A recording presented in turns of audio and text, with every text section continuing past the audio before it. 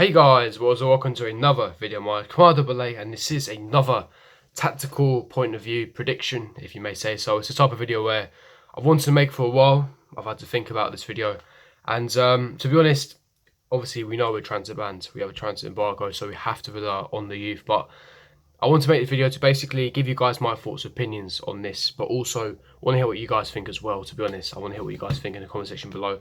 But in this video, I want to talk about 2 points. So our best centre-back partnership going for the season ahead, and the best combination in midfield as well. The potential best midfield we can have going forward, and a type of formation that's best suited for these type of players, these group of players simply for next season, and the best solution for this. But like I said, I want to hear what you guys think. In this video, I want to give my thoughts, opinions, what I think is the best centre-back partnership, and what I believe is the best combination in the midfield. But if you do enjoy this video, don't forget to smash that like button, subscribe to my channel if you're new around here, and comment down below your thoughts, opinions. Like I said, hit the bell notification so you're notified for every time I do upload. That's quite important. But without further ado, let's get straight into it. Now, obviously, starting with the centre-back partnership, we have a range of centre-backs. Obviously, Kurt Zouma, Andreas Christensen, David Luiz, Antonio Rudiger, who will be returning back from injury and potentially will be fit for our starting game against Manchester United at Old Trafford. However, he's a doubt for that. But we've got Rudiger, Luiz, Zouma, Christensen, and we have Fikayo Tomori. Now, going over each centre-back, Fikayo Tomori, I do believe needs another loan spell. I do believe, even though despite him being Player of the Year of Derby, when he was at the Under-21s England World Cup, he made a lot of errors, and I just believe he's not quite ready. I think maybe a Premier League loan or a Bundesliga loan would be really effective for him. It's definitely beneficial for him if he does that loan move. For me, he's not quite ready. I do believe he has really good potential, but for me, I don't think that he's quite ready. Despite us using a lot of loan this year, loan players, I do believe that he does need another loan. That's just my personal opinion. Now we've got David Luiz, who recently signed a 2-year contract, as we all know. A lot of experience, loves to play for the badge. He knows Chelsea inside and out. Really good, important player in the dressing room when it comes to team talks, and really helping the youngsters. Like, people don't really see what happens behind the scenes, but David Luiz is crucial when it comes to helping youth players develop behind the scenes, giving them motivation, boosting them, and he really cares about the club. He bleeds blue. He always fights. Always gives 110% when he fights on the pitch, and I think that some of his attributes are going to be crucial next season. His experience, because you have a lot of youngsters as well. One of the best ball-playing centre-backs we have in the Premier League, the way he progresses with the ball, and it's perfect for the type of play that we're going to use under Frank Lampard. But for me, I wouldn't have him as my starting centre-back. Now, the main reason why is due to age. He's 32 years of age, and to be honest, I think that, he's starting to lose legs. He was, going to start to lose pace, vision, reading of the game, etc. So I think that, there's young blood there to be used. Now, Antonio Rudiger, for me, he's a top centre-back. He's a fantastic centre-back to have. Solid, you can rely on him. He's a top centre-back, aerially fantastic. Stand tackle, slide tackling, commanding as well. However, he has got a mistake in him. Sometimes he doesn't win his aerial duels, or he'll miss a tackle and he'll be a bit clumsy sometimes. But I do believe he's a top centre-back, and he's a centre-back that you can rely on. Now, the 2 centre-backs I wanted to mention was Kurt Zouma and Andreas Christensen. These 2, in my opinion, is our strongest centre-back partnership. Now, starting Kurt Zouma, for me, he would go on the left-hand side, the left centre-back. For me, he did that a lot of Everton, being Everton's Player of the Year, having a fantastic season. He was phenomenal. I'll be brutally honest, he was phenomenal. 22 years of age. He's still very, very young. So much potential. And for me, he still has that world-class potential that, the ACL injury really held him back. It really held back his potential, but he still has that top potential. And, I really believe in Kurt Zouma. He's always been a fan favourite. He's always been one of my favourite type of players. Stylistically, he's so commanding. He's strong. One of the best aerial defenders in the Premier League. And people always go on about, his ball progression. He's not very good at passing, but they always have this stereotype where, like, black centre-backs can't really, play out from the back. But it's not the case. If you watched Everton last season, but if go on YouTube and watch his highlights, the way he was always starting attacks for Everton from the back, his long ball passing, his short passing, his vision is fantastic. And for me, he's perfect at the left centre-back. Is the position where he was playing for Everton all season. He was Everton's best centre-back. And it shows you how Everton are desperate to sign him, but we're reluctant to let him go because he's a top centre-back. He's a top centre-back. And in my opinion, he's the best centre-back we do have at the club. He has to be starting left centre-back. He's one of our best centre-backs. And to be honest, I'm really excited to see what he can bring. Obviously, he did make a mistake against Bohemians a few days ago. But I don't really take that into account. His first game, he hasn't played in a while. It's only pre-season. He's playing with a lot of youngsters.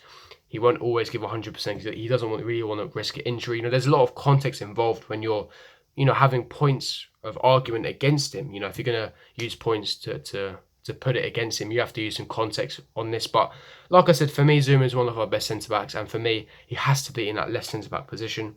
The centre-back to basically pair him up, right centre-back, has to be Andreas Christensen. Now, Andreas Christensen, also very young, very, very talented. Obviously, he was at 2 years at Mönchengladbach, a lot of experience with him. He's made mistakes in the past, but he's another top centre-back, bright future, loads of potential with him. Again, he's a type of centre-back similar to Matthias de Ligt, who likes to drive into the midfield, grab the ball basically, and ball progression. He likes to dribble in towards the centre and start attacks from deep, start attacks from the centre, and likes to, breeze past players, bring the ball into the centre to then be able to distribute the ball. I think that's one of his key strengths. And when you're picking centre-back partnerships, it's crucial that you don't pick two centre-backs that are very similar stylistically, because it gives them a lot of limitations and a lot of disadvantages, because they're a key part of a centre-back area where you're lacking if you have two centre-backs of the same, styles, etc., playing together. I think Christian and Zuma are completely different in styles. Say if you have a Rudiger and Zuma, for me that's wrong, because they're stylistically very similar, both very, very aerially strong, both, really fast, very good, etc. Both can't really game that well compared to a Christensen or a Luiz, for example. So in my opinion, you have to be careful when you're doing your centre-back partnerships.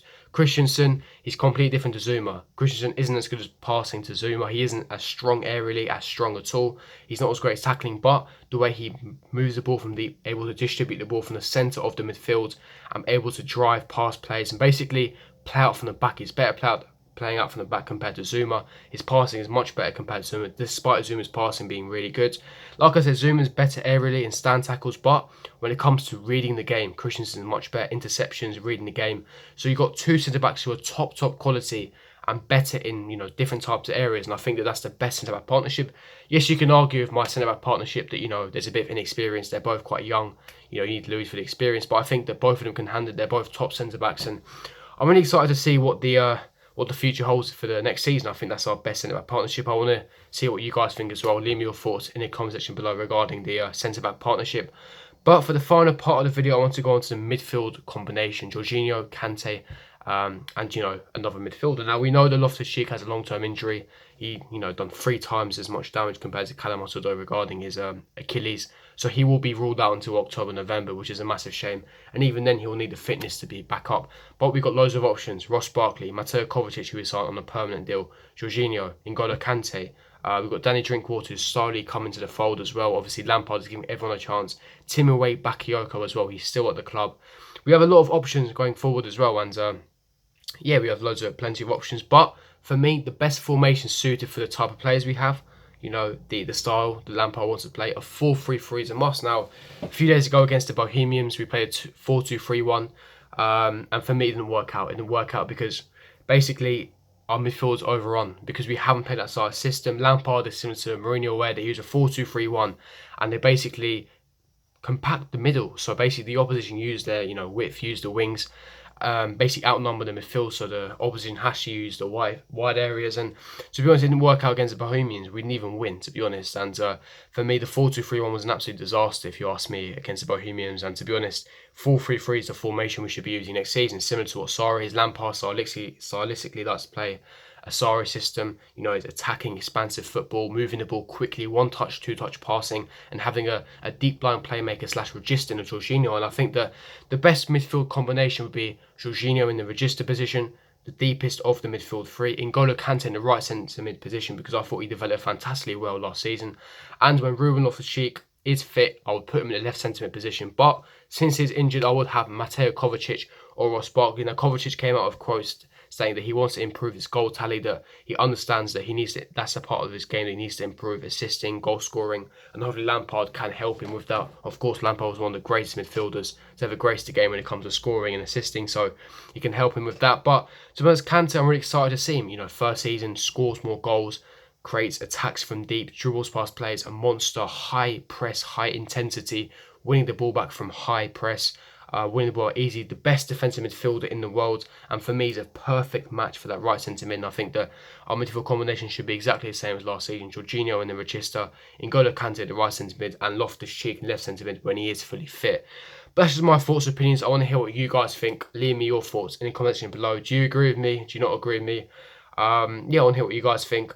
Like I said, if you did enjoy this video, don't forget to smash that like button, subscribe to my channel if you're new around here, and I'll see you guys for my next video. Peace.